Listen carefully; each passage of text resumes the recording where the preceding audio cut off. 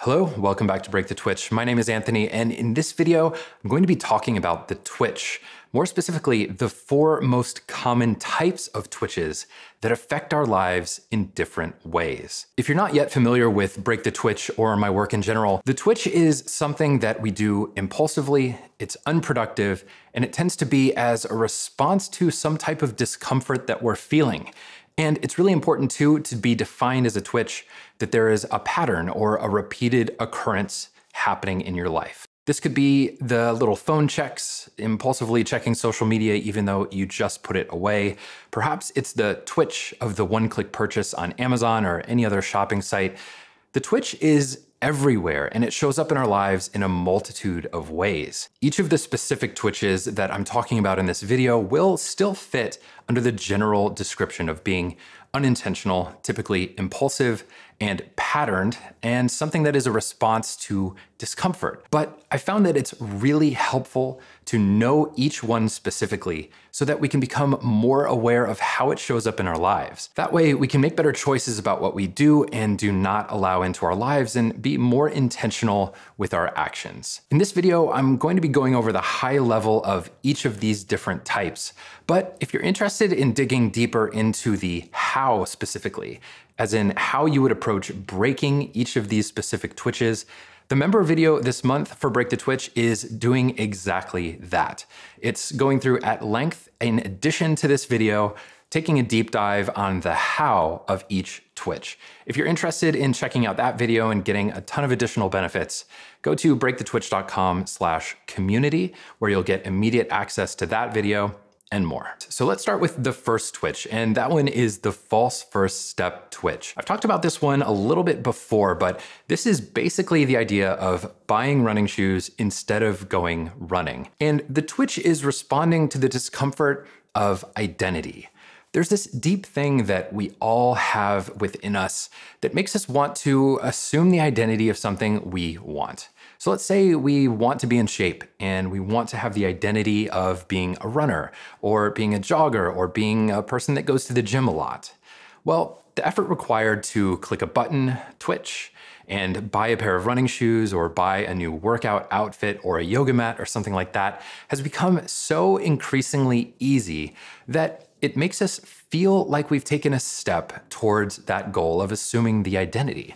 It doesn't help that modern marketing and different messages are telling us that if we just had those shoes, we would be a little bit faster.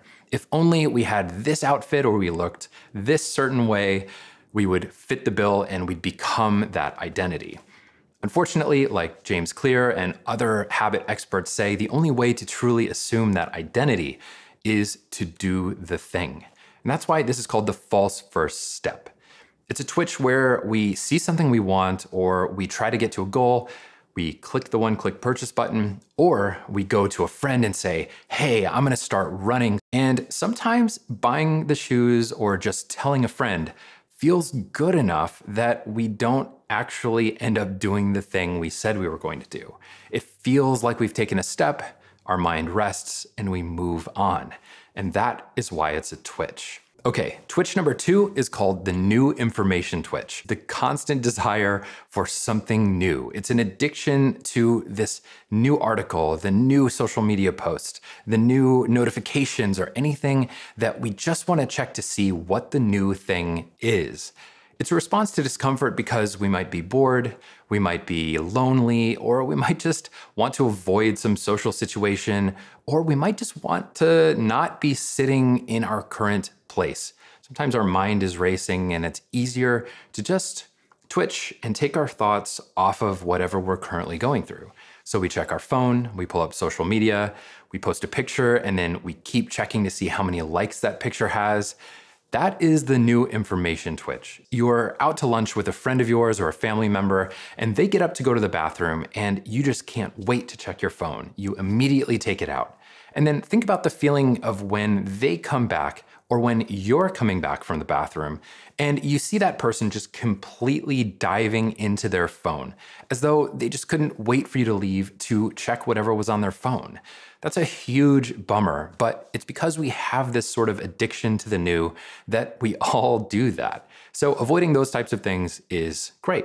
Moving right along, we have twitch number 3, the shiny new object twitch. Based on the name, you can probably figure that one out because it's a lot like shiny new object syndrome. This happens to overlap quite a bit with the false first step. So you're sitting at your desk working away when a friend sends you a message about how amazing surfing is for your core strength. You want to have a strong core too. So you go online and do some Googling. You end up watching some amazing surfers surfing some gigantic waves, and you think, wow, those people are super cool and I want to be super cool too. So you do a little more Googling, end up researching wetsuits. That takes you to researching surfboards. And so you start looking at what surfboard would be ideal for your 6'2" tall frame, but then you have some problems. One, you already have 3 to 4 hobbies and half of them you already don't have time for to begin with. And secondly, you live in Phoenix, Arizona, where there isn't an ocean for hundreds of miles. That, my friends, is both the false first step and the shiny new object twitch. Specifically, the shiny new object twitch because you don't have space for something new. You probably have some other things that you already need to finish so that you can have a little bit more space in your life. But you leave some of those things behind because there's something new, exciting, and it's capturing your attention. This obviously doesn't happen as much as some of the other twitches like the new information twitch, but it's just as damaging and can happen just as quick.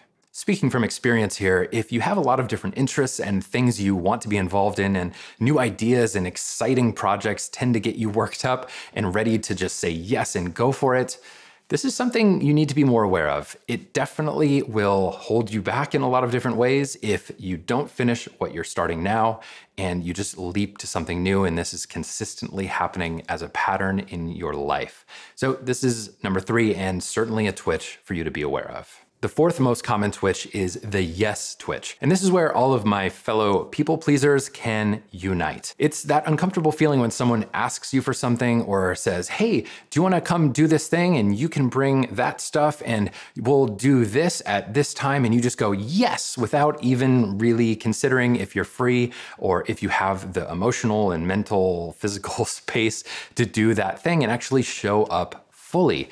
Or to be honest, if you even want to do it in the first place. That's the yes twitch. There's discomfort caused by that situation because, well, you want the person to like you, you want to be able to give them what they're asking for, and so you just say yes. It relieves the discomfort of the situation because you don't have to deal with it right in that moment. And you can just deal with it later, which is what a lot of the twitches are actually solving. But it doesn't actually solve the problem. It doesn't change your identity to buy running shoes. It doesn't make you run. It just takes money out of your bank account and gives you new shoes, which can be fun, but it doesn't change much else. And that's fundamentally the problem with all of these twitches and how they affect our lives. As humans, we have an innate desire to fit in, to be well connected, to have the information and be well informed that we feel like we need so that we can fit into our social groups and be a respected person. We really want to fit into this ideal mold of what we perceive it means to be a good human. The problem is that there are a lot of things that are hacking that desire, that are taking advantage of our desire to fit that model. And they're giving us solutions that are quick, easy, sometimes expensive, but very accessible. And they don't often really change much because change takes time. The things that are worthwhile often take the most effort over the longest periods of time. And the twitch is interrupting that. When we get uncomfortable and we're able to face that in small ways each day, we're able to grow into that discomfort and become stronger, better humans. We don't have to be amazing or exceptional. We just have to grow into that discomfort and just get a little bit better for ourselves one step at a time. And that's what matters. And unfortunately, that's what the twitch is taking away from us. Because as long as we don't feel that discomfort, because we're able to twitch, check our phones, buy the shoes, or just see some shiny new object and leave the old hobby in the dust, we'll never have the opportunity to face that discomfort bit by bit at a time. It's all about owning your attention, bringing more awareness to the ways that the Twitch is infiltrating and hacking those human desires that we all have, and learning how to cope. Learning how to structure our environment in a way that actually makes a difference. This has been a majorly impactful concept in my life, and if this resonates with you, you are among good company. Again, I would love to invite you to take a deep dive on this subject and specifically identifying how to work with each of the individual Twitches and things you can do to start breaking them. That is available at breakthetwitch.com/community, in addition to some amazing other things like a focus group and more. But you'll have to check that out at breakthetwitch.com/community, and I will see you there.